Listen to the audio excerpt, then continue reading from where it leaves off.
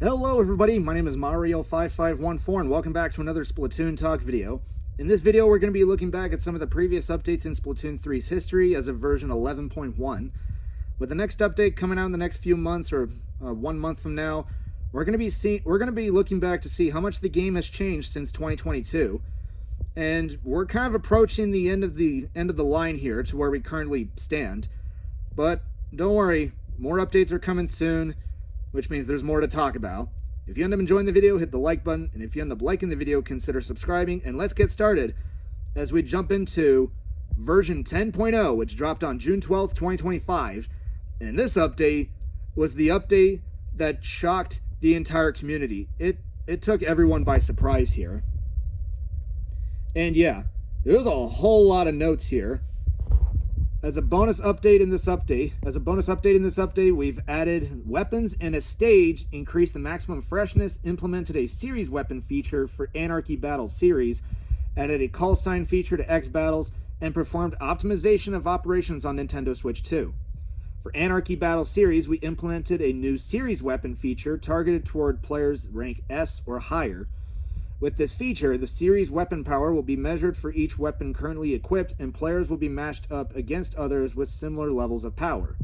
We implemented this feature in hopes that players will enjoy battling using a variety of weapons, including the Splatlands collection from Barazuchi and Embers, weapons that added in this update. Additionally, we made balance changes to multiplayer battles. For S-Blast 92 and S-Blast 91, we have made adjustments to give players fighting against them more room to counter because, from the opponent's point of view, there seem to be no openings at any distance. For the Crab Tank, we lowered the maximum damage of the cannon to decrease the frequency that the person being attacked is defeated without any opportunity to evade. We also made it easier for other special weapons to fight against the Crab Tank. Yeah, you're going to see what they did to this special. It's kind of insane here. For Toxic Mist, we have reduced the amount of ink consumed to make it easier to fight in combination with main weapons. On the other hand, we have simultaneously extended the time before ink begins to recover so that its change does not lead to tactics where players simply continuously throw their sub-weapons. The next update will focus on multiplayer balance based on analysis of changes to the situation that come with these weapon additions. Nintendo. Alright, that being said, let's see what Nintendo gave us here, or what they dropped. Added features and game content changes. Following updates have been made when playing the game on the Nintendo Switch 2. Made so that the screen displays is in more detail. Made on-screen movement smoother in the following areas: Splatsville, Inkopolis, Inkopolis Square, and the Grand Festival grounds. In Salmon Run, smooth salmonid animations even when there's a large number of salmonids in the stage. Smooth animations for certain characters, such as jellyfish. Change the animation that displays in the bottom right of the screen when switching scenes. Increase the resolution of images stored in the Nintendo Switch 2 album when screens are captured using photo mode or the capture button on the controller. The following updates have been made when playing the game on the Nintendo Switch. Made so that certain elements outside the stage and unrelated to battle do not display when battling in Splat Zones, Tower Control, Rainmaker, or Clam Blitz modes. This change is to reduce differences in game operation speed as much as possible when compared with Nintendo Switch 2. In Recon mode, all elements will display as they have up to this point. All other changes below apply to both Nintendo Switch 2 and Nintendo Switch. So yeah, they also added a new stage, Urchin Underpass. Yes, after 10 years, Urchin Underpass has returned from Splatoon 1. The stage that started it all has returned, and it's also returned unchanged. Even after the stage reworks it was given back in 2.0 in Splatoon 1, it still is unchanged. I mean, there's some minor changes, though it's an overall very solid stage. And yeah, I may talk about Splatoon 1's history in future videos. Added 30 new weapons as part of the Splatlands collection from Barazuchi and Embers. These weapons will be available in the shops after applying the update. So here's the Barazuchi weapons.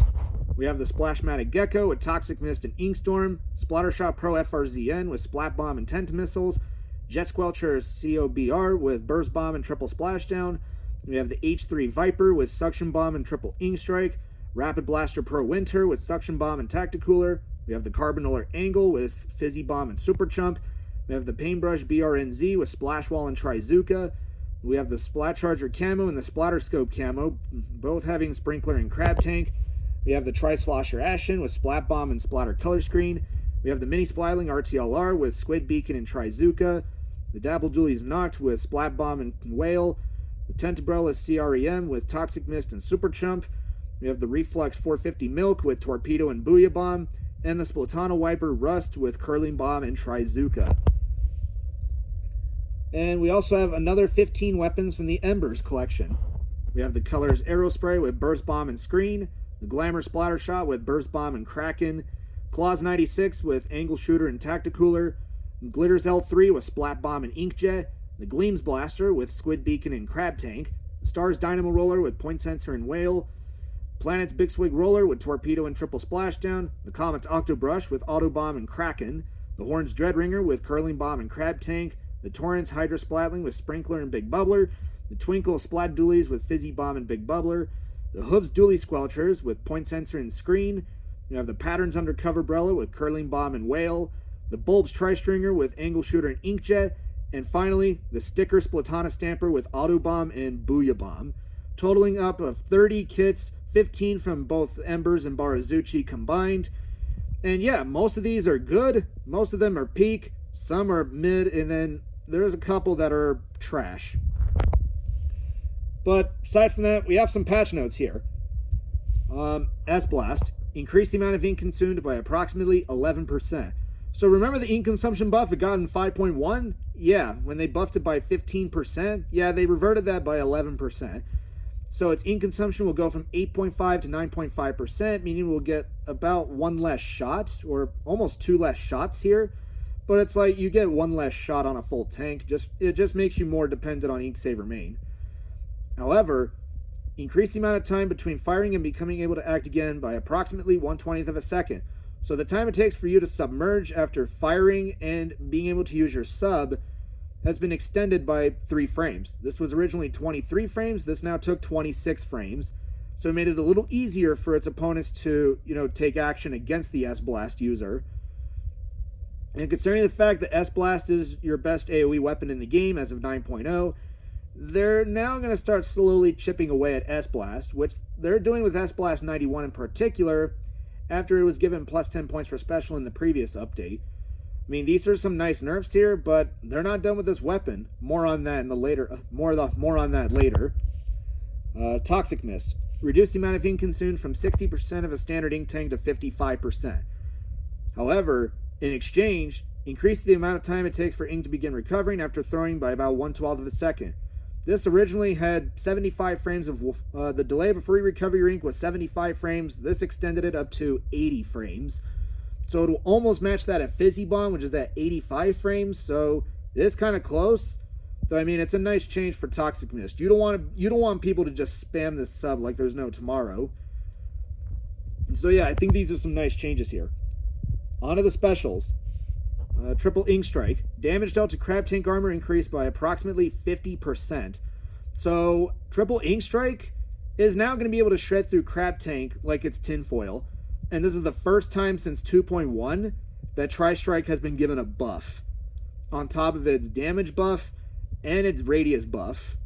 So this by far increased Tri-Strike substantially. Booyah Bomb. Damage dealt to Crab Tank armor increased by approximately 100%. Like with Triple Ink Strike, Booyah Bomb is now going to be more effective against Crab Tank. I mean, we did see this with Sloshing Machine in the past, though Booyah Bomb is now going to shred through Crab Tank even faster. So yeah, S-Blast 91 just got even stronger, along with Forge Pro, Glue Gadoolies, Sloshing Machine, Hydra Splatling, and any of your Booyah Bomb weapons, including our 2 new Booyah Bomb weapons that were just added in this update. Wavebreaker. Increased durability by approximately 20%. Originally, the Wavebreaker had 400 HP. This basically increased it to 480. So it's going to be able to last a little longer on the stage. However, decrease the damage taken from ink flung by opponent Splatanas by approximately 50%. So originally, Splatanas, specifically Stamper, could just it deals 4.8 times the amount of damage to Wavebreaker. Now it deals only 2.4 times that. So Stamper is going to be more of like a 2-shot instead of just like a 1-shot. So this is actually a very huge buff. So weapons such as like Range Blaster and E-Leader are now going to start seeing a little more use. Though, I mean, Range Blaster isn't that good, given that after what happened to it in 9.0, it's still not worth it as much to run it. But still, it's a very solid change. It's been since 6.1 that Wavebreaker has been given a buff, on top of its rework. Crab Tank. Reduced damage dealt by a direct cannon shot from 60 to 50. With this change, the damage dealt simultaneously by direct cannon shot and the explosion is reduced from 90 to 80. So what this means is that this was a nerf targeting a specific combo that Crab Tank players were using, where they could just hit someone with a cannon shot and just go into ball form and just give them a 1-tap and they're gone. So this basically weakened that combo, which means they're going to have to use a bit of their rapid fire, or they're going to have to use another cannon shot and actually get up close, which is what you don't want to be doing with Crab Tank. So this is the first time since 3.1 that Crab Tank got another nerf, on top of the nerfs that toned it back in 3.1. So Crab Tank just got a lot weaker, but the special is still one of the best. And I mean, it's going to start slightly dropping off, though the special is still very popular. And as you know, added a series weapon feature to Anarchy Battle Series for rank S or higher. In Anarchy Battle Series for rank S or higher, series weapon power will be measured by each weapon players equip. They will be matched with other players whose series weapon power is similar to theirs for the currently equipped weapon. Series weapon power is the same for all 4 modes. Players can check their current series weapon power for each weapon by pressing the ZL button on the equip screen to display the weapon's details. Series weapon power resets each time the season changes, but the highest value players have achieved will be recorded on Splatnet 3. And an Anarchy Battle Open increased the amount of change in rank points per battle by approximately 2.5 times of that. So I think originally you got like, 7 points if you won and 3 points if you lost. This basically changed it to where if you win, you would get 20 points, but if you lose 13 points. So yeah, they basically changed that substantially in that update. However, made it so that the call signs, which are automatically determined using factors such as equipped gear, will display in X battles in place of nicknames. So this is basically like a change for, there's a lot of people who may report you on this kind of thing in the report user thing here. So this is basically making it to where if you're wearing like pilot goggles, your nickname will be Goggles in an X battle, but outside of that, you'll just go off of your normal nickname. After the battle ends, you can check players' actual nicknames and IDs, the string of numbers and letters, starting with a hashtag, on screens for checking results, such as the match menu and the lobby terminal. For X rankings, players' actual nicknames and IDs will display. And changes to Splatnet 3, players' best 9 will now display. Best 9 indicates the 9 weapons with the highest series weapon power out of the weapons a player owns. Best 9 rankings will now display. Best 9 rankings are rankings where players compete for total series weapon power for the best 9. Notifications from Splatnet 3 will now display in the notifications box within the Nintendo Switch app. On top of that, they also gave out another huge change. Increase the maximum value from weapon freshness to 10 stars. So originally the max was 5 stars, now the top is 10. Players can now earn new badges for weapons by achieving freshness 6 stars to 10 stars. Once the update has been applied, weapons that have received XP beyond the maximum value before applying the update will have their freshness increased after one battle by an amount proportionate to the amount of XP received up to this point. Added new badges players can acquire, which is what we have here, 5 stars or 4 stars or higher. Made it so that other players a player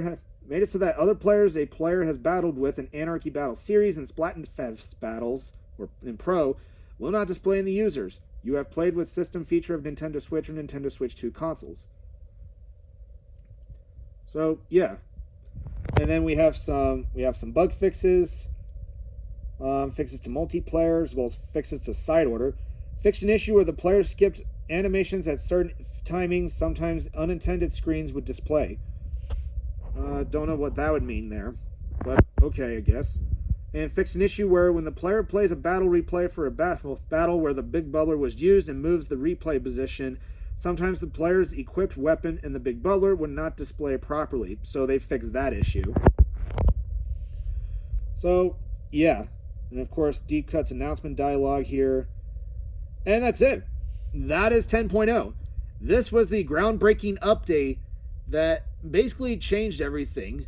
Since we're currently in midline meta 2 as of 9.0, we're now going to be approaching what I would like to call the third kits meta, since, you know, with third kits dropping, the copium theories have been confirmed. The wait is over. Third kits have finally been shown. After more than 2 years, third kits have been released. And you're also going to be asking, could we get more third kits in the future? The answer is yes, which I'll talk about in the future videos. Thank you all for watching, and I will see you all next time.